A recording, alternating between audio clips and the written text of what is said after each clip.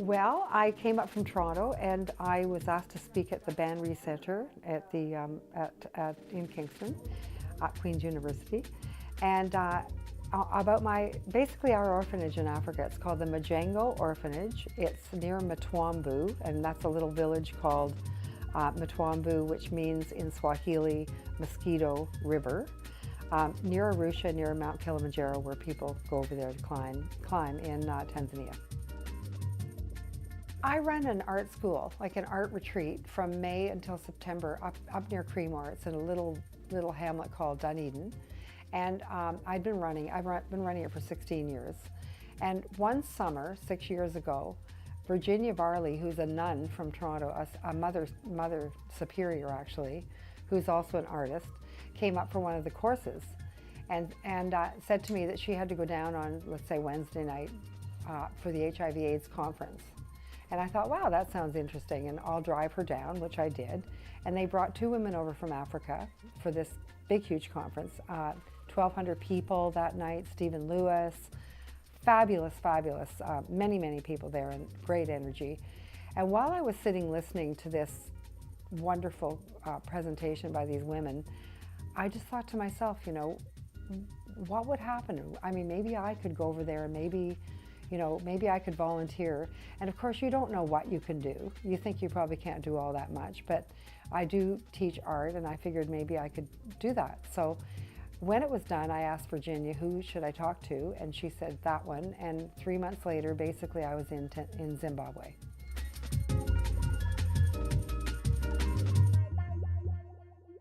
When I got to Zimbabwe, and then Kenya, and then Tanzania, I was picked up by their local person and thrown. I was an artist and I was supposed to be teaching art, but I was thrown into all the HIV/AIDS workshops, visiting communities, going out to the high density areas, which are their major slum areas, visiting people in their homes, teaching them about hygiene, something that we know about here more than they often know about in third world countries.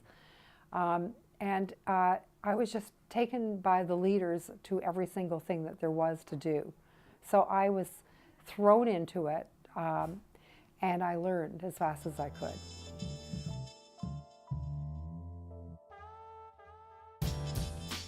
My first time over there was 6 years ago, and I found myself in Tanzania working with HIV/AIDS projects and doing art, but in my spare time there was a little orphanage down the road.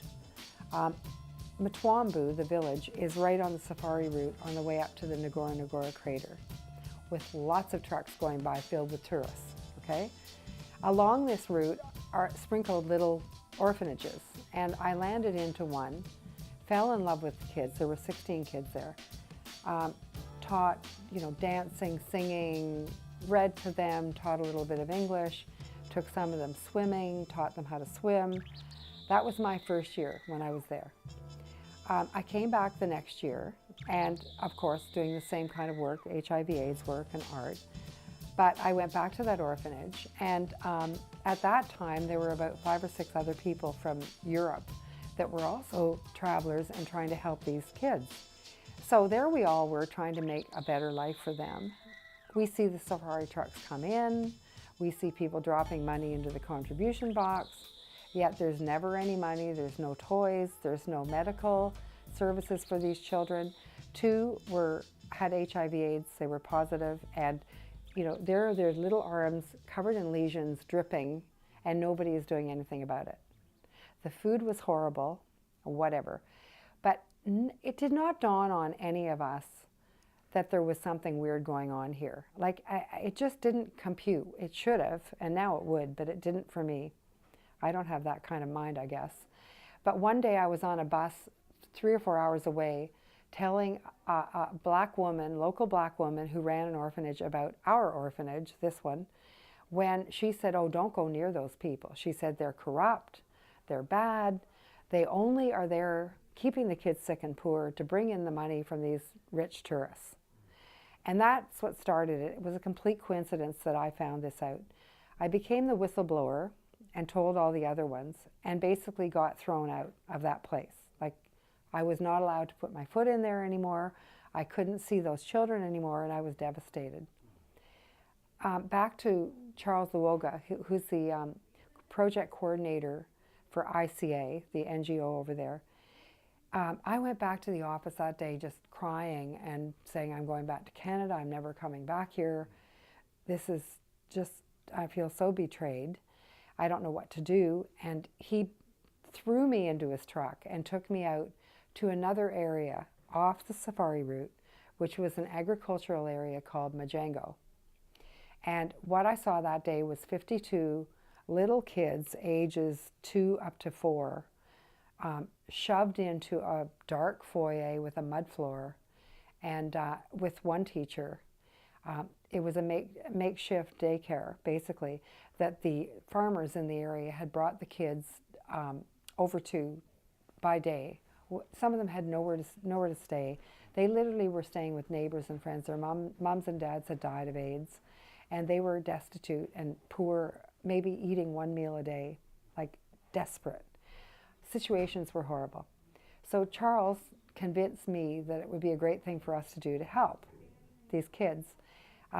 He found a house down the road that was half built, and 4 days later I was on a plane back to Canada with this great hope, an idea of raising money so that we could finish building the house for the owner, and for that we would get 4 years of the children living in that house. So back then, December 2010, all these new kids were into rescue mode. Things are insane and crazy, but they all kind of settled into a great situation.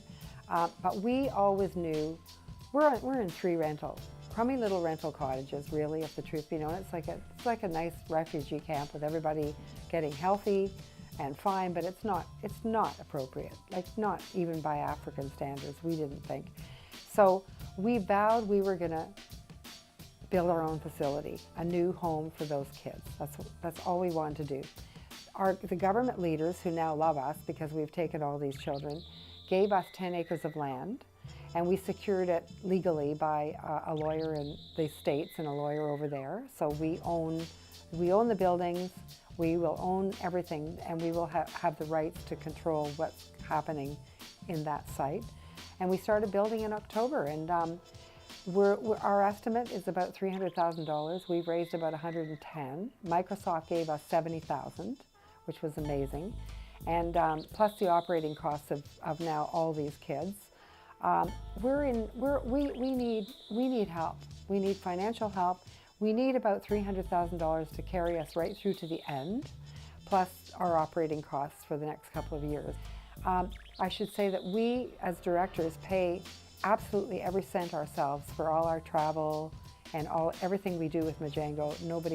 Nobody's on salary, so there's literally no middle person. Every cent goes right over there to support the kids.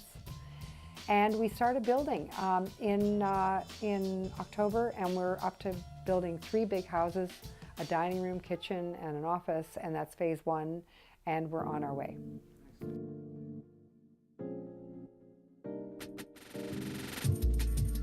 Why am I doing this personally? Why am I doing this?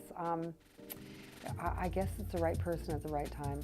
I guess it was because I got kicked out from those other kids and basically I got thrown into a new opportunity, and if you'd seen them, you would have done something about this too. I mean, 52 little kids on a mud floor with their beautiful little faces and no resources. And I just thought, I gotta help. And if you go over to Africa, it happens to almost everybody that goes. It works into your soul. And my very first time going over there 6 years ago, I got on the plane to leave. No, I'm gonna cry, so I don't know. I got on the plane to leave, and as I was flying out, I just thought, like, I am the one that's losing here.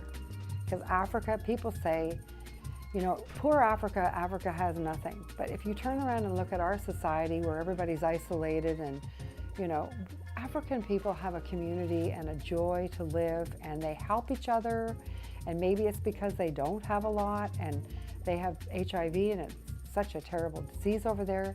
They're all helping each other. And I'm not trying to blow it up and make it look like it's a fairy tale, but there is a real human element that grabbed me, and I want to be there for the rest of my life. I want to visit Africa twice a year for the rest of my life. And if you open an orphanage over there with, at this point we have 135 kids, you can't leave it alone. It's not like going over and building a school and then leaving. You've got those lives that you know dearly that are growing up every year, and they trust you. And our goal is to help these kids go right through secondary school, trade school, whatever they want to be, even university if we possibly can, and constantly taking on new children in the area once our kids in our own preschool turn 7, they get out, and we put new kids in. So we're kind of trying to build the community, and that's what Majengo means, building up.